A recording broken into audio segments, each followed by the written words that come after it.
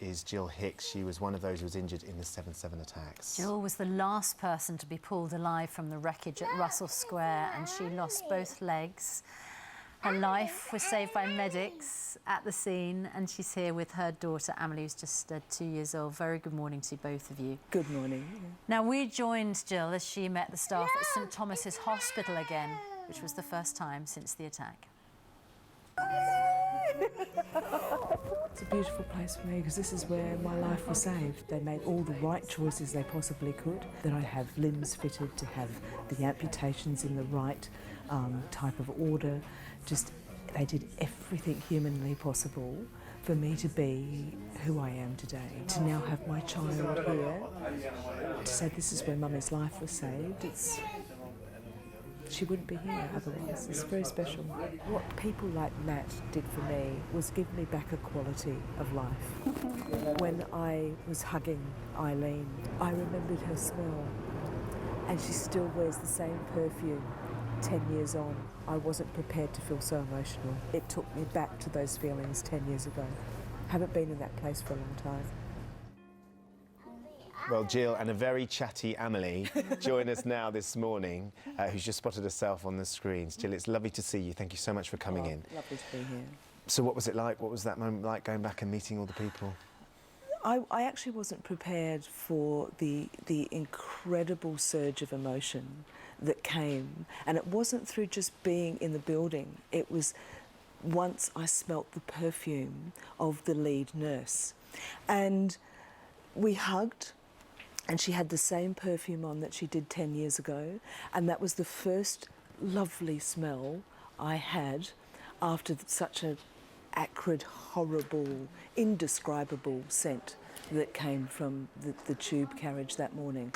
So it was, I guess, a smell for me that I identified 10 years ago as I'm alive and there's something beautiful left in the world. And smelled like safety. Absolutely. And just the love. This woman, all of those people didn't know who I was, but what I felt, rather than medical intervention, was gentle touching of my hand, gentle stroking of my face, very soothing words to say, it's okay, you're okay.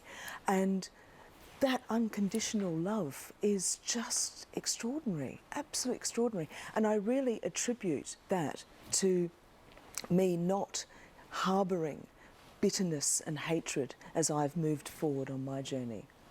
That human compassion and generosity. Absolutely. And, incredible. Yeah.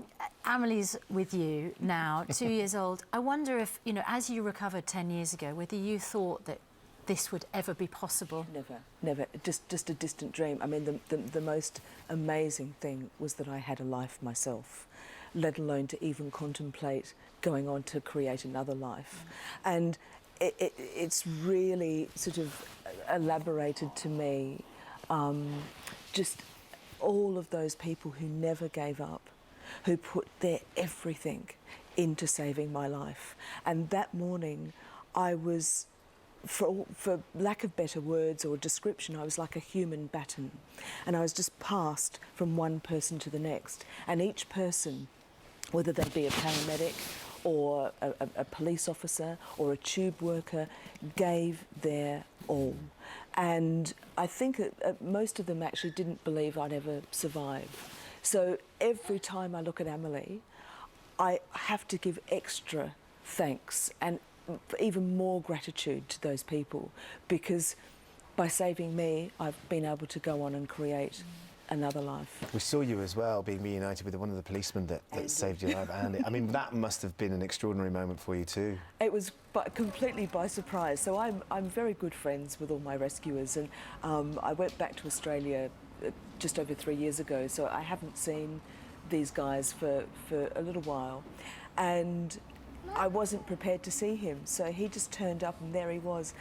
And again, it's just being in someone's arms that feels so familiar and safe, and yet I haven't been in his arms, so to speak, for 10 years.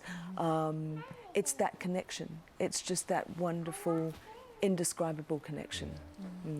Well, it's lovely to talk to you, and such a story of hope. I mean, our current threat level is severe. I know that you're working to try and make the world a safer place, for, you know, for people like you, for your daughter, for everybody. Yeah. Do you have hope? Absolutely, absolutely, because there's billions of people in the world, and there's so few that want to actually follow a path of destructive ideology.